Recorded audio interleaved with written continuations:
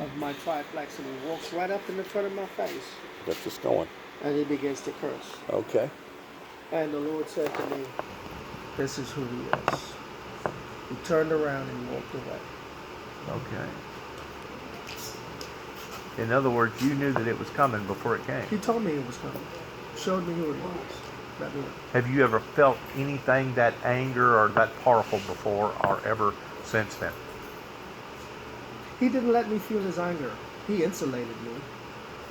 So I didn't feel him pressing on me. But he let me know he was coming and let me know that I was secure. And I said, "Thank you, Jesus." Yeah, Well, can I tell you about the feeling that I felt? sure. Absolutely.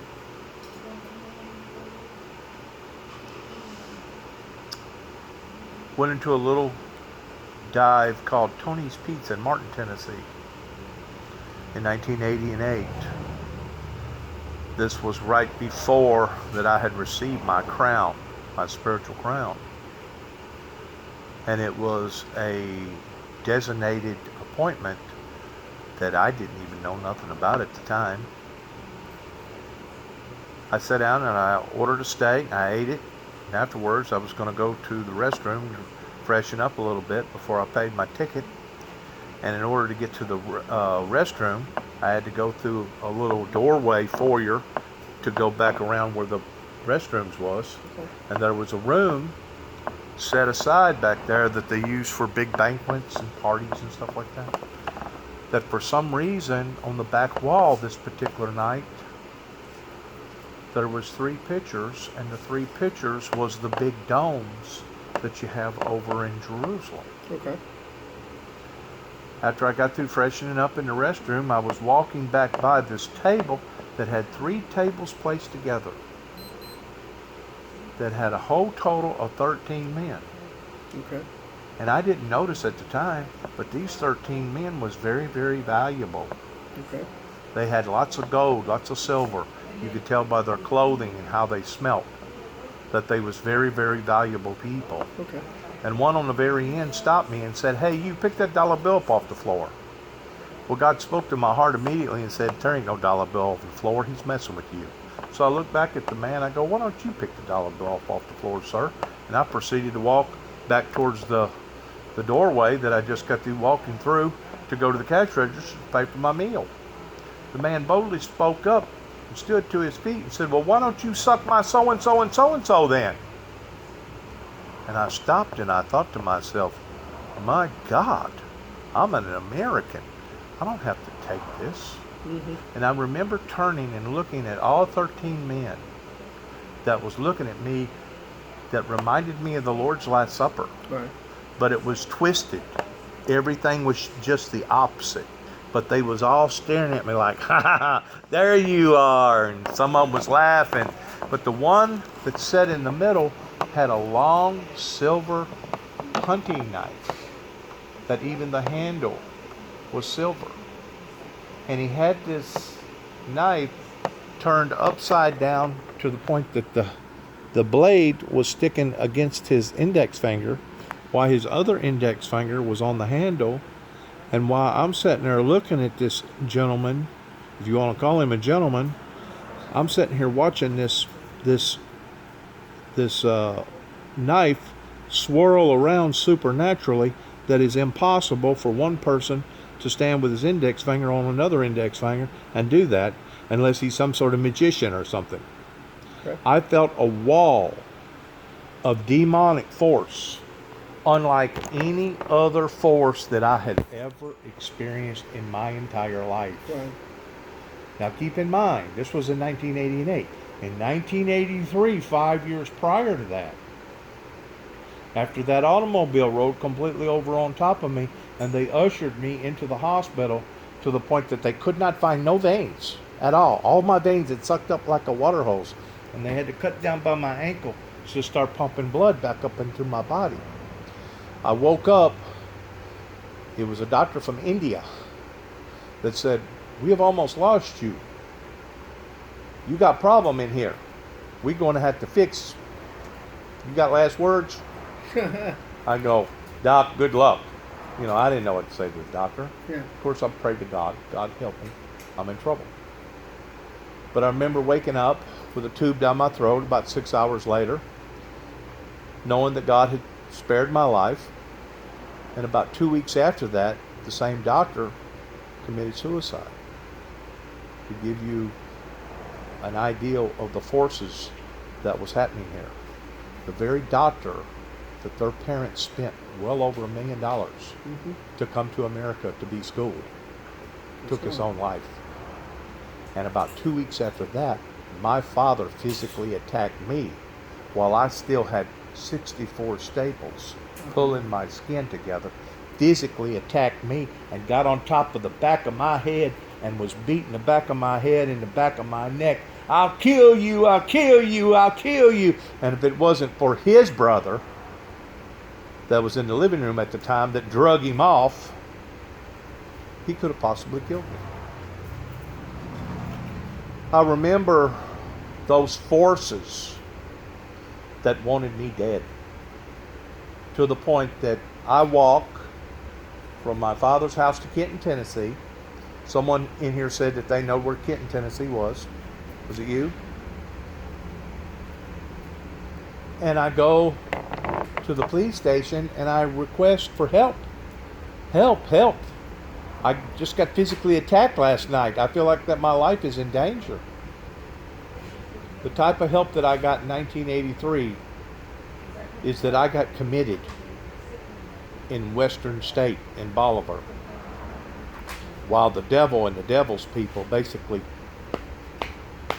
patted my father on the back and told him what kind of good job that he done.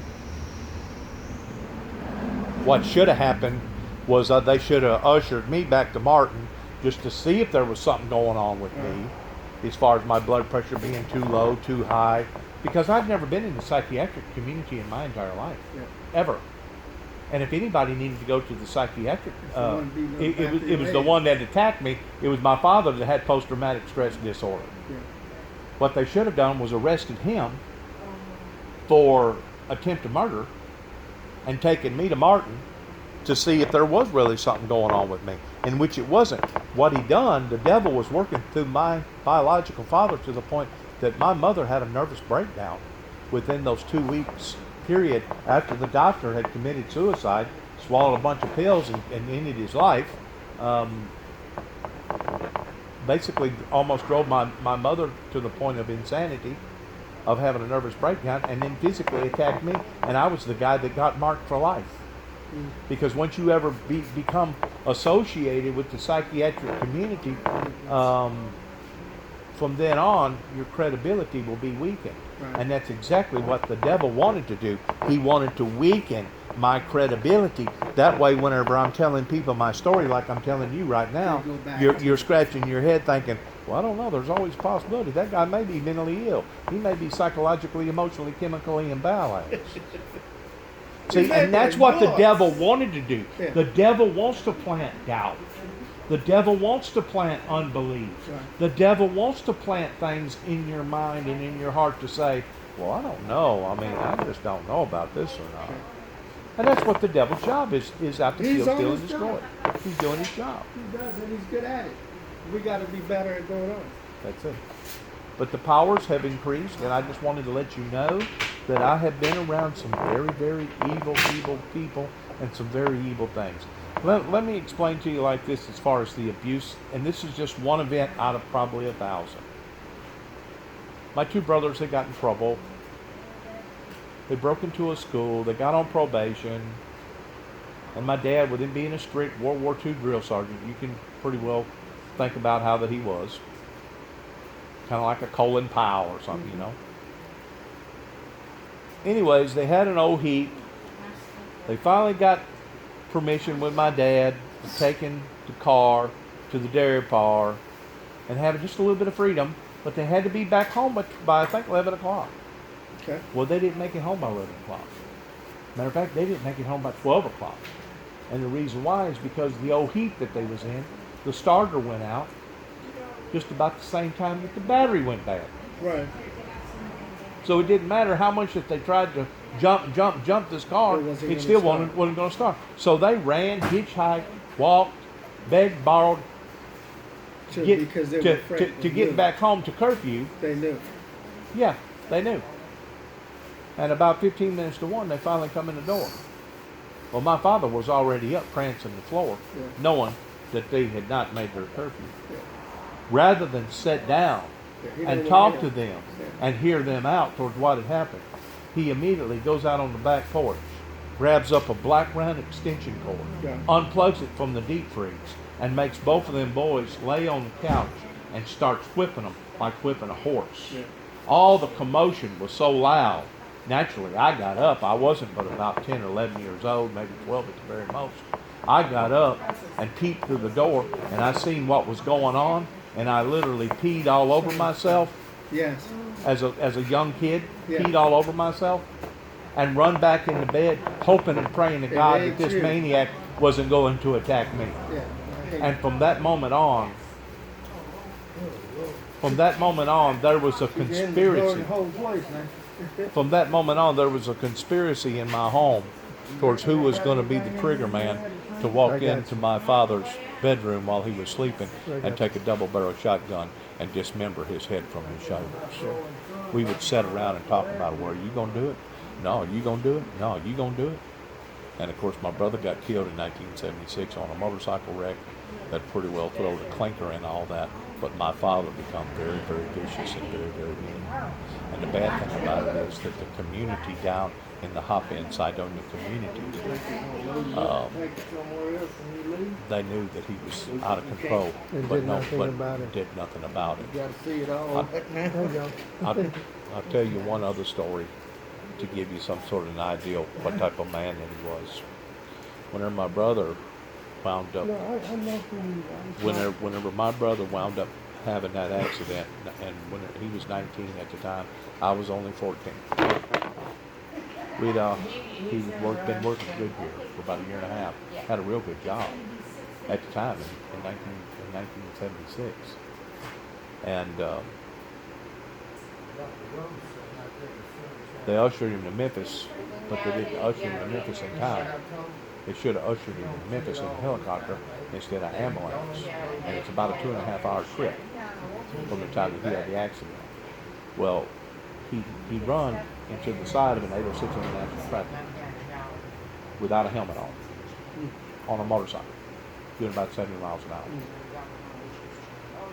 The damage was so substantial that it swelled up this main artery back there going to your neck, and it cut off all the oxygen supply.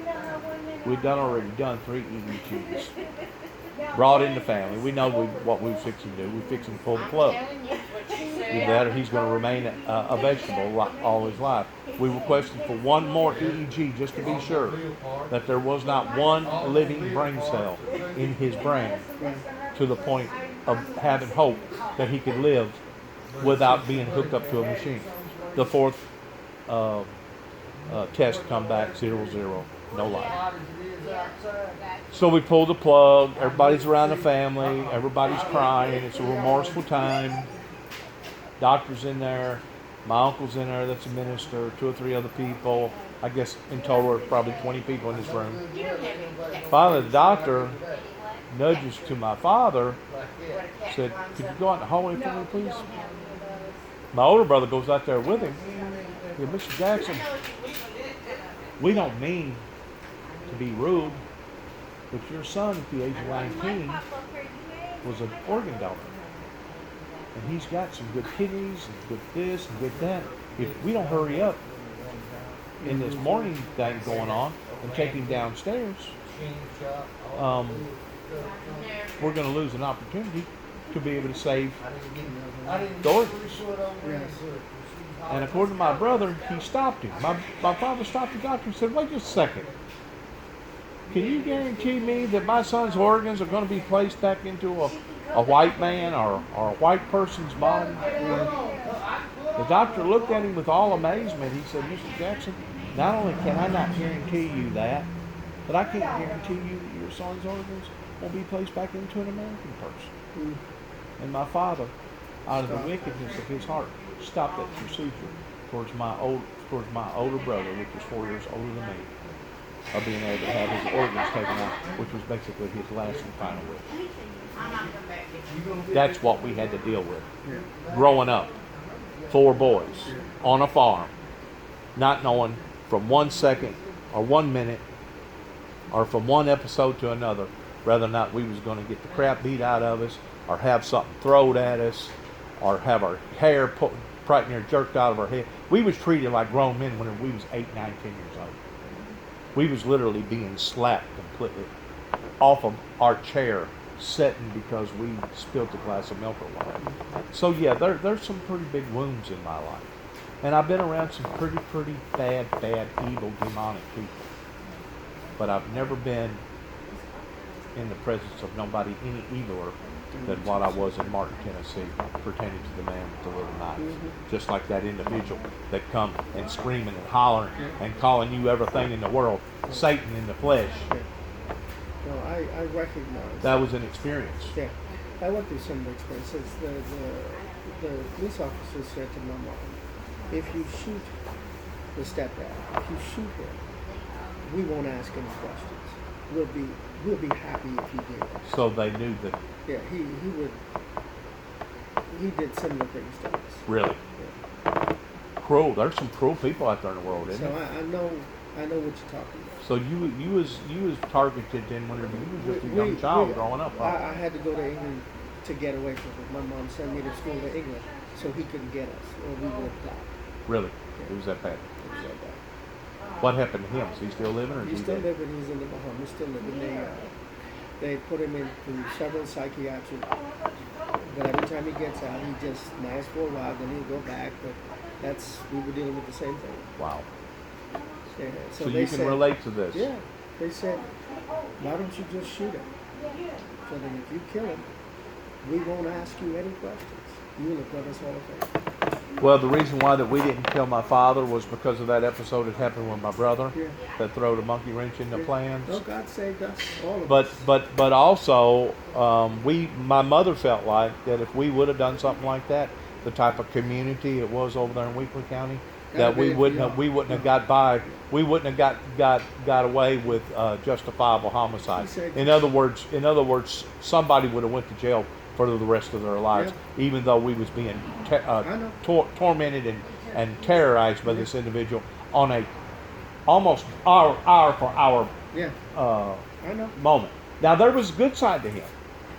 Whenever he'd get around the public, he knew how to act.